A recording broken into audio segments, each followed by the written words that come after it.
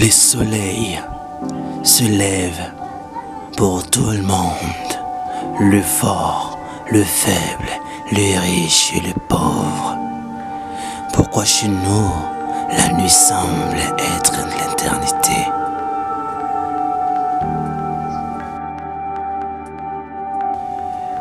La souffrance, c'est notre refrain de tous les jours.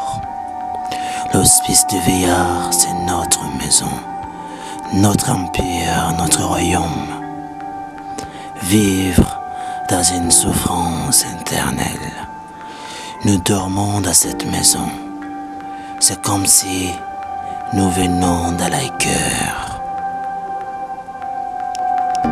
Quand on dort, la nuit, on n'a plus l'espoir de vivre et de voir le soleil du matin.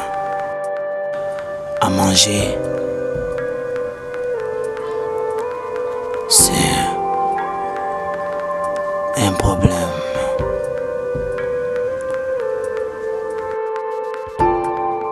Vivre chez nous, c'est un mystère. Ah ouais.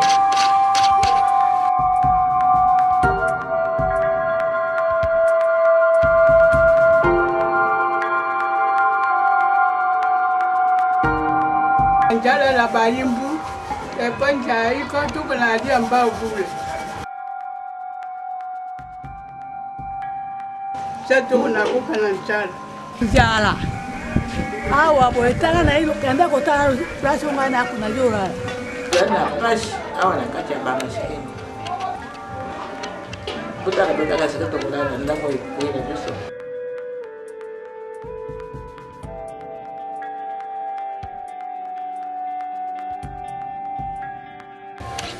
Awa tukubanda kuya bidi ngokuzala na malali kisha malo mapeza litero kula ngamu nja mashina na zabe kaka na kacha pashi kula na kumana kashi na sana.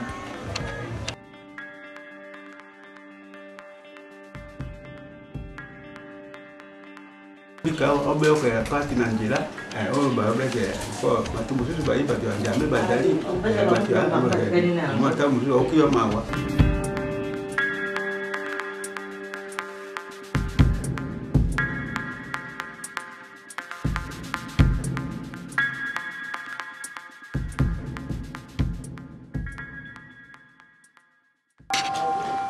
Bui. Monica, kaka boye. Kolia pasi, kulala pasi, moto mubimba, kulala na mabelelo kula mwaka. Moto mubimba, kolia pasi. Tarasa litero kwa ngana tomi na ngo. Moto ya kusukura ya lite. Na sara kasanga mubimba ya sukura te. Ona kujanga ma. Hivyo yo mwako karakara. Utambura ko. Na banjira kusenga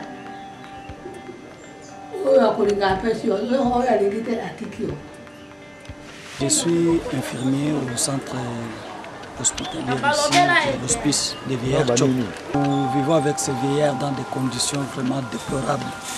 Vous l'avez observé vous-même de la façon dont ces vieillards passent la nuit. Les installations hygiéniques, il n'y en a pas. La façon dont ils passent la nuit, à même les sols. Donc nous lançons un cri d'alarme aux autorités, tant politico qu'administratives, de venir à l'aide à ces personnes-là de troisième âge. Parce que nous tous, nous allons vers cet âge-là, si Dieu nous permet encore la vie sur la terre.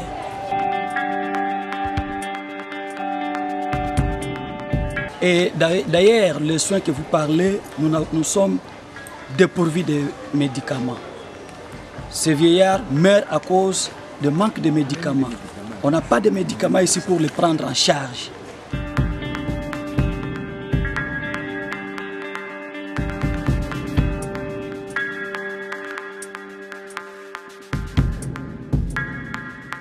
Et le malade qui est là, on l'a traité il y a plusieurs mois, mais comme les médicaments, il n'y en a pas, il continue à souffrir.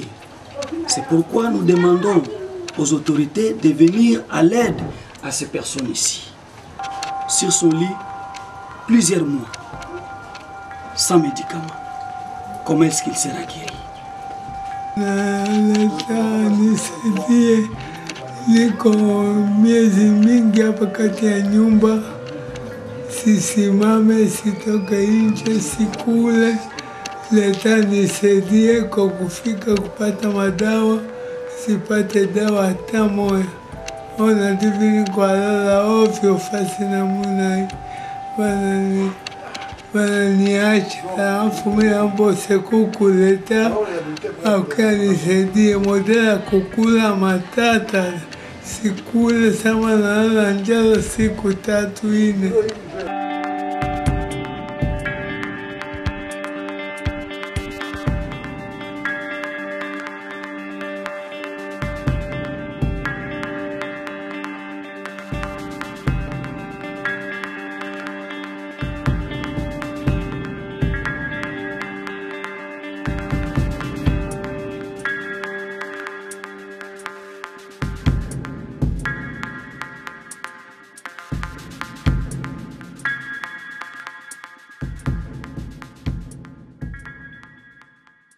Bien, shalom à tout le monde. Moi, c'est votre apôtre Paul Moukebo, le représentant légal de la Grande Vision, source de guérison, l'église chrétienne source de guérison. Je suis ensemble avec vous, Makambo, na ningina ibisabino, nyonso bozo landangai, bipai nyonso, na radio P, partout. Surtout yozo landanga na radio, numéro de téléphone, appelle directement 082 222 49 40 082 222 49 40. C'est un bon numéro pour M-Pesa, un bon numéro pour la communication.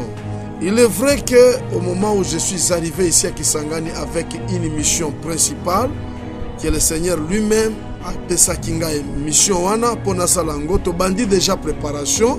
Église déjà est sur place na 8e armée niveau ya rond-point à Sekis, ceux qui opusani muke na 8e armée rond-point à Sekis wana eza référence en face na église Crisco ya Kala, place wana ba okuta biso na grande salle ya ligue pour la lecture de la Bible, deux places to sali to ça na ba programme ya bien to ça déjà ba préparation ya misala ya minene o ko salema chaque mardi de 6h à 8h.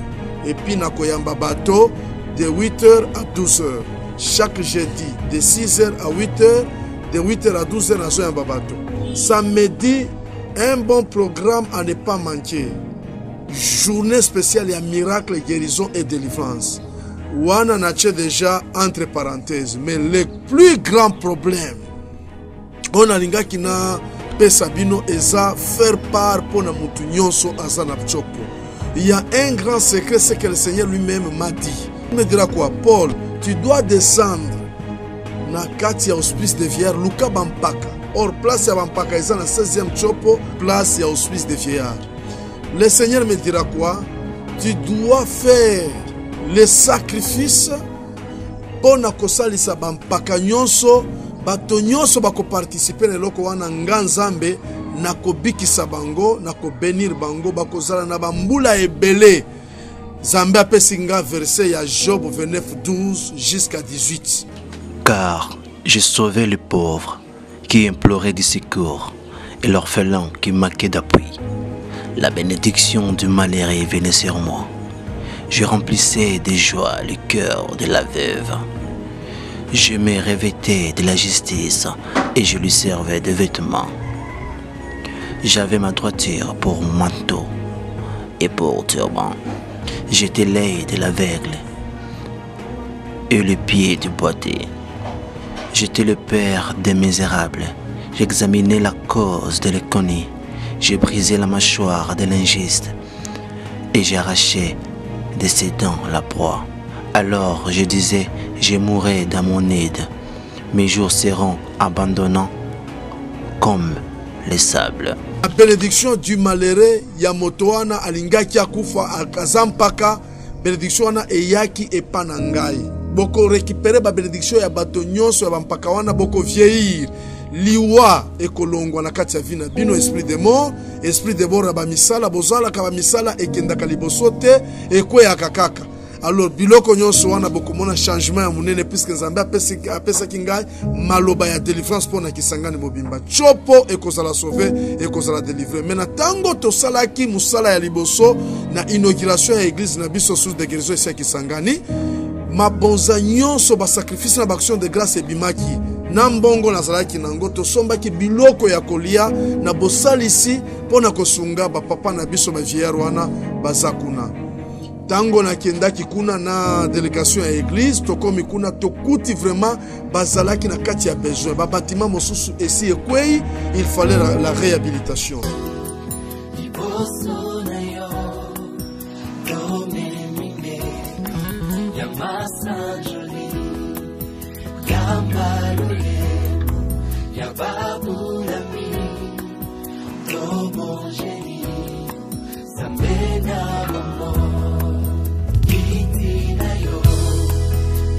Donc on a dit quoi que bomi tungisate pona likambo tali bomo mita sumburia na bakubwa ya inchi na kosola na bakonzi mita tangaza mambo yenu na koloba makambo na bino. Inapendeza tuone bakubwa wasaidie mambo ya mamatela fazi ya kulala. Mimi naona bamingi banangaika na kulingana na nyumba imesha kuanguka bamatela bisika ya kulala na ndio koloba bakonzi manini maimbu bisanya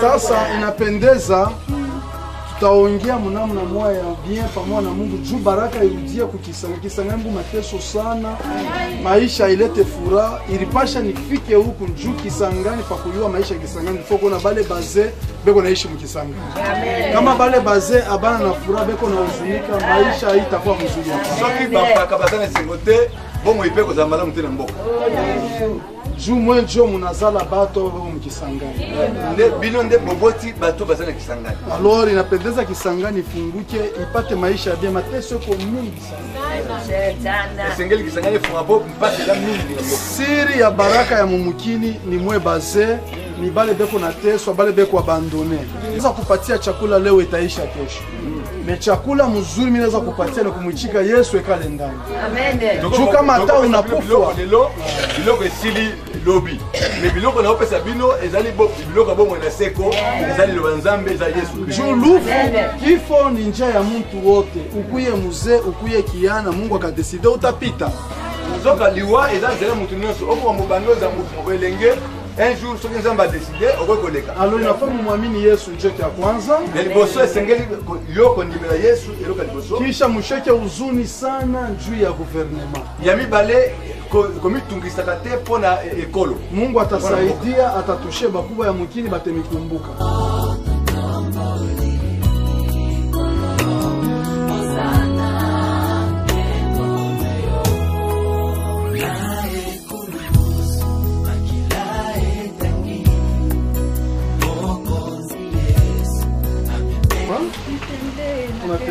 Watembea. Nzuri nitembee. Unaishi.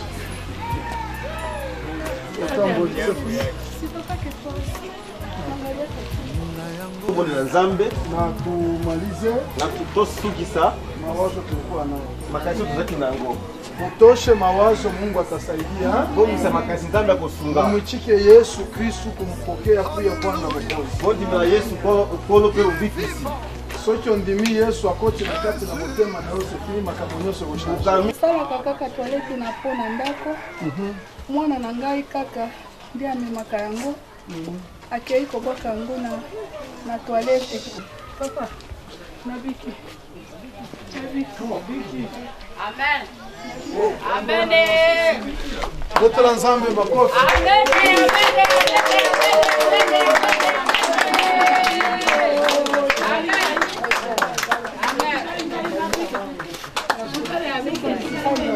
Okay.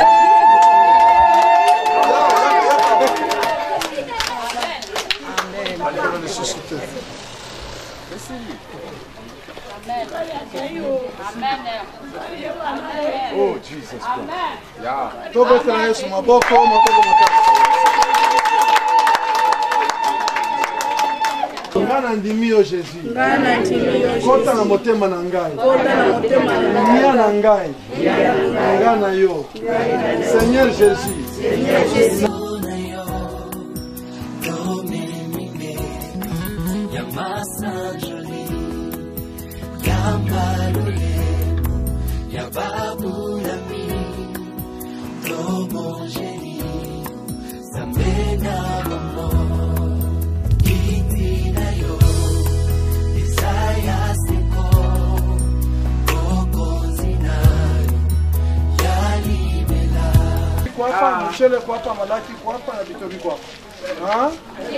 Or l'église en collaboration avec le gouvernement provincial, pourquoi pas avec la mairie.